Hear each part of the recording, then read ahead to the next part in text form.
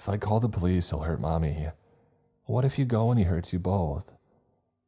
I had no answer. I knew that was a very strong possibility. Take care of her, please, I said to Cheryl's mom as I rose and kissed Carolyn on the top of her head. She nodded and pulled Carolyn toward her. No, she said, grabbing me around the waist and squeezing. You can't go. I have to, baby, I said, pulling her arms from around me. No, Daddy. I turned and walked toward the car. Please. Carolyn screamed as her grandmother held onto her to keep her from running after me. I got in the car and started down the road as Carolyn got loose from her grandma and ran after me. Daddy. It took every ounce of fortitude that I had to keep going. It was hard to see with the tears streaming down my face. It took me 17 minutes to arrive at the address that Luke had provided. The sky had gone from black to steel gray. The sun would be rising soon, but it held no fascination for me. All I cared about was getting Luke to stop. Did this mean that I had what it took to kill him if necessary? I had already attacked him, but that was in self-defense. Could I really point my gun at him and pull the trigger? That I didn't know yet. My dad always used to say that you think you would react a certain way in a certain situation, but you never knew for sure until you were there.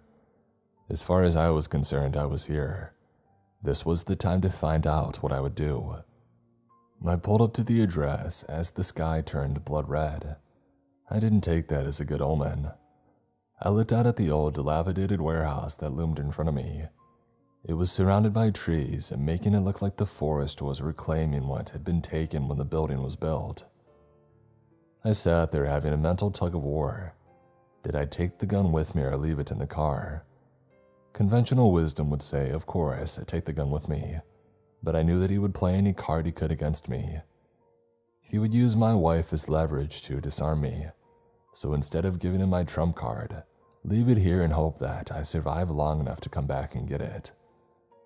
I knew that he would be suspicious if I didn't have some weapon with me, so I grabbed the tire iron out of the trunk and headed toward the building.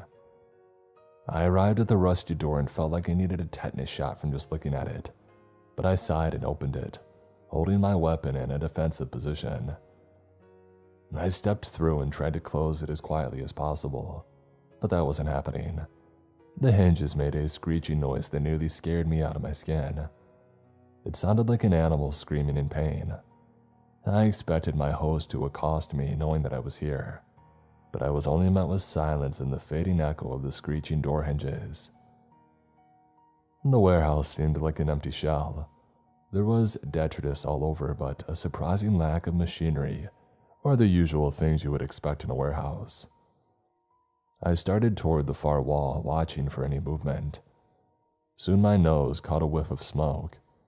I searched the air and found a small wisp rising in the general direction that I was heading. My mind fought against me going straight toward it, screaming, "It's a trap!" But I knew that this was his turf and he would have every path covered. There was no use to sneak around to try to gain the upper hand that was clearly his. I walked straight toward the smoke and eventually found a fire in the middle of the dirt floor. There was a stack of wooden pallets off to the side and a few laying in pieces near the fire. I stepped up and warmed myself with the orange flames as they licked the air hungrily. "Well now, this seems familiar," I heard a voice say off to the side. "No decoration this time," I said without looking up. "I just moved in," Luke said, stepping into the light. "You gotta give me some time to go shopping." "Where's Cheryl?" I said. "Oh, you know, she's around." The fact that she's not making a racket doesn't bode well for her physical well-being. "She's in working order." "What's that supposed to mean?" "She may have received a slap or three to stop her hysterical screaming." I shrugged. "Understandable." "Where's Carolyn?" "Oh, she's waiting in the car." "Toot toot," he hissed. "That wasn't a part of the game." I looked at him across the fire. The flames lit his eyes with a deadly and mischievous flicker. "My daughter is not a chess piece," I said. "I told her to call the police if I'm not back out in 30 minutes with Cheryl." "Oh, now, we can't have the cops ruining the fun. he said unfazed. I guess we'll play another day, he said, turning to leave. Wait a minute, I said. That's it? I came all the way out here for nothing. You didn't play by the rules. What didn't I do? You told me to bring Carolyn and I brought her. But you didn't bring her to me, he said. This has the feel of a trap, and a predator can smell a trap.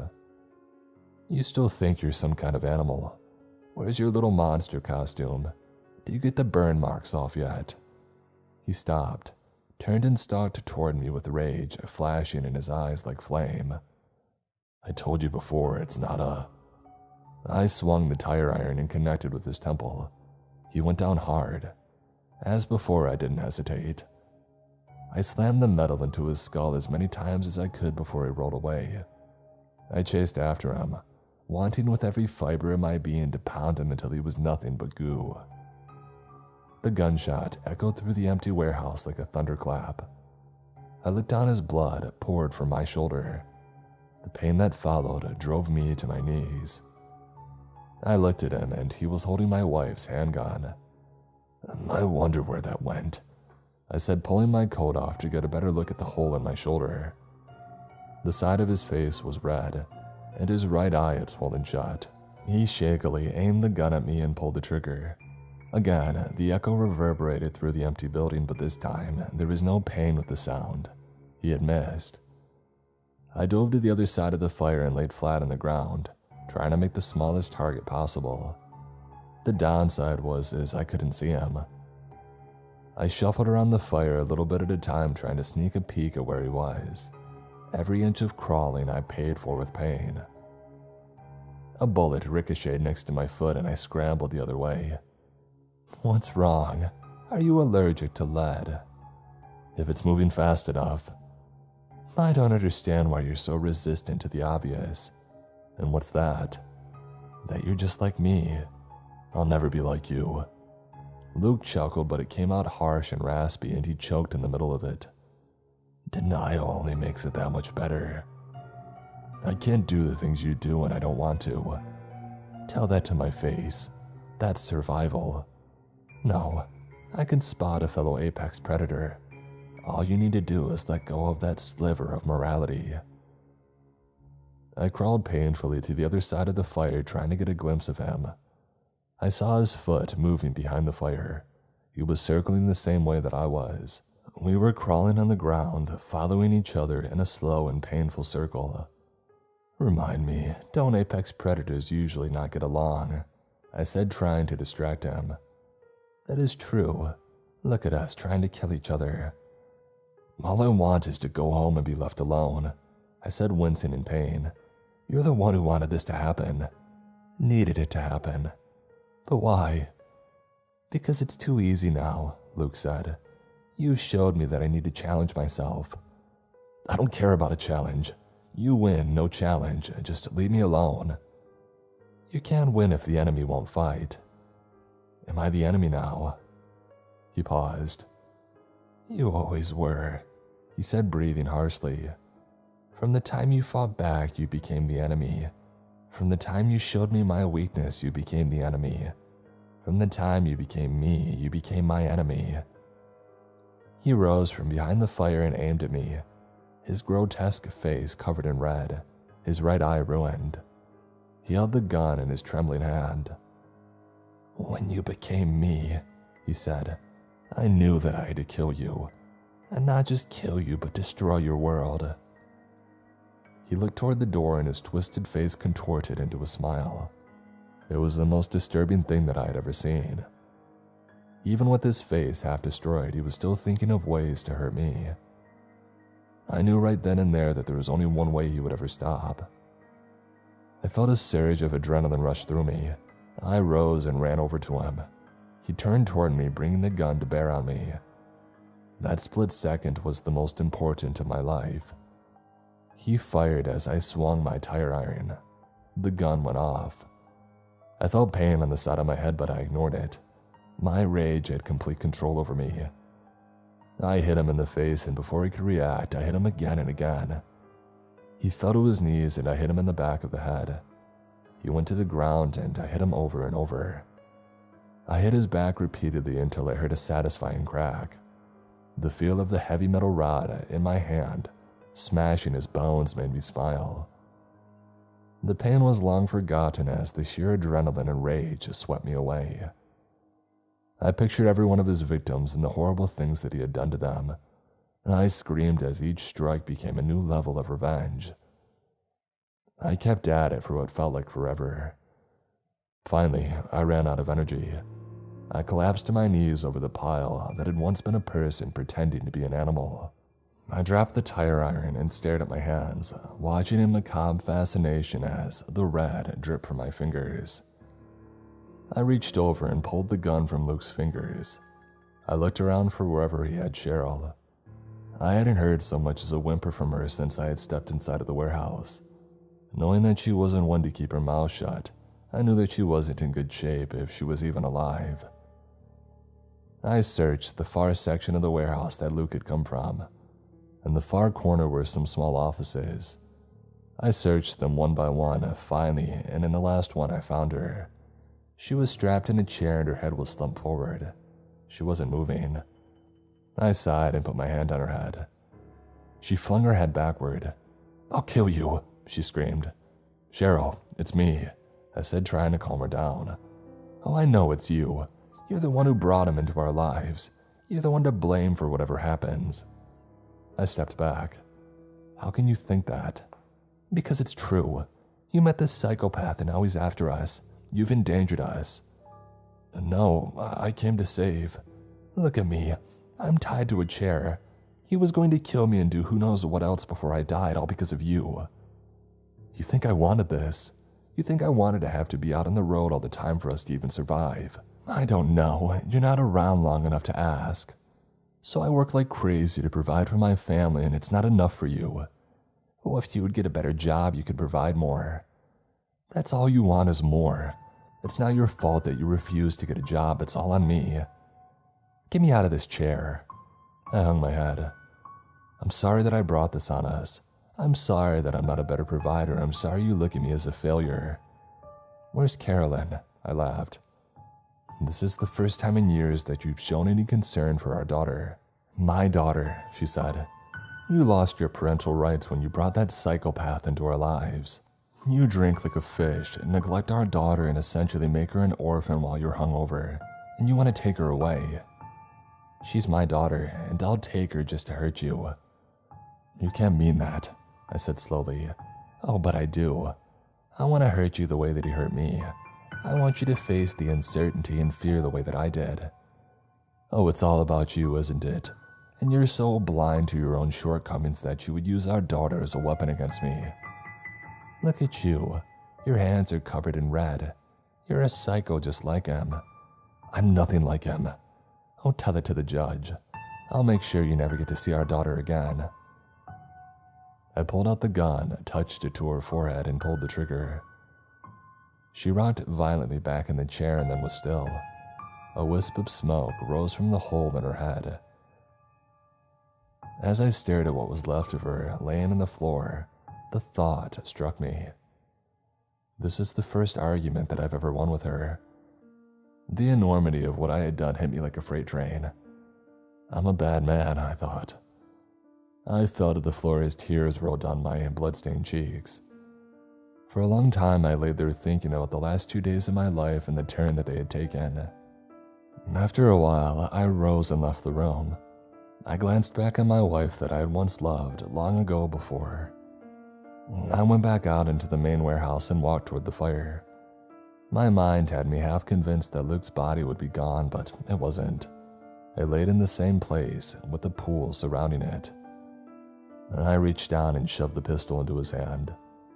I stood and looked at him, wondering what had made him snap and turn into this animal that he had become.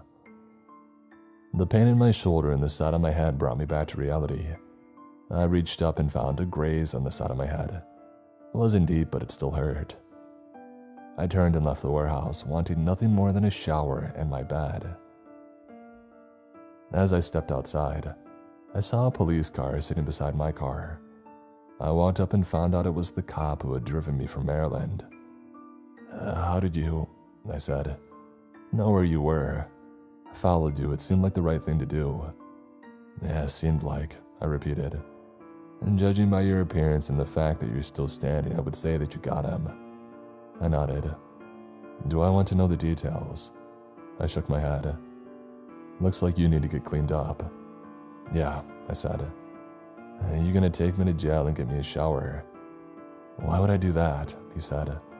I looked at him with utter surprise. I told you that I couldn't intervene. I am way out of my jurisdiction. And besides, if you ask me, he got what he deserved. Off the record. Off the record, I said. He looked at his watch. Hey, look at that, my shift just ended. Guess I should be heading back. You gonna be okay? My shoulder twinged. Yeah, I think I'll go to the hospital. Yeah, it sounds like a smart move. You have a nice day, sir. Thanks, I said, offering my hand. For everything. He looked at the blood and then at me. I think you'll understand if I don't shake your hand. Yeah, I said, dropping my hand. You drive safe. He nodded and drove away. I stumbled over to my car, feeling weak from blood loss and adrenaline crash, and I drove to the hospital and was treated for 2 gunshot wounds. As standard practice with AGSW, the nurse called the police, and I was soon answering a lot of questions. After they investigated the scene, they had many more questions. They expressed their condolences for the loss of my wife and for my injuries. They were also impressed that I was able to fight off the gunman. Once the whole story had been told, there was no question about the condition of Luke's body. The interviewing officer even told me off the record that he would have done the same thing if some psycho had just shot his wife. I nodded in understanding and didn't correct him. The following day, I was surprised when I received a couple of visitors.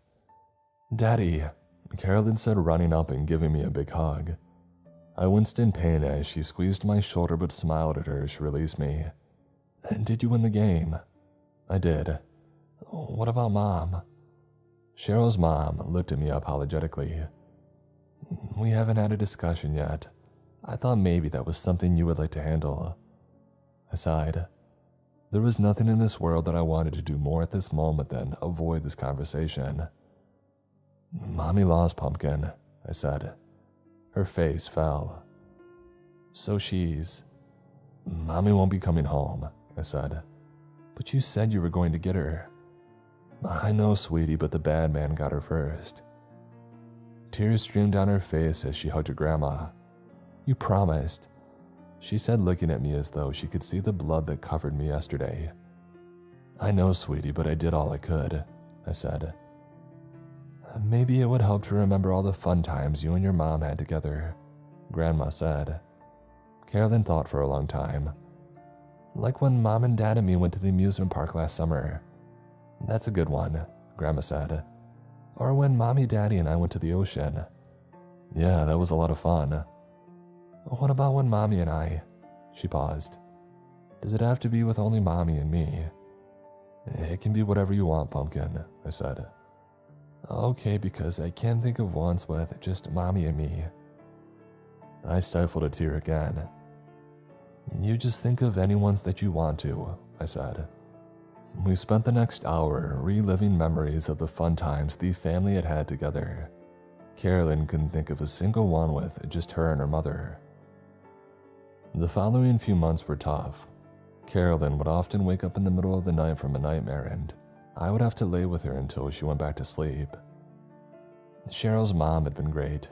She watched Carolyn when she wasn't at school, and I would have a late run. I also went back to driving the truck. I often passed the spot where the cave is. I know it's off in the distance through the trees, but in my mind's eye, I can see it. I would like to say that it doesn't affect me. I would like to say that I'm not tempted to drag some of these idiot drivers that I deal with off to the cave and make my own decorations. I would like to say that, but sometimes, I'm not a bad man.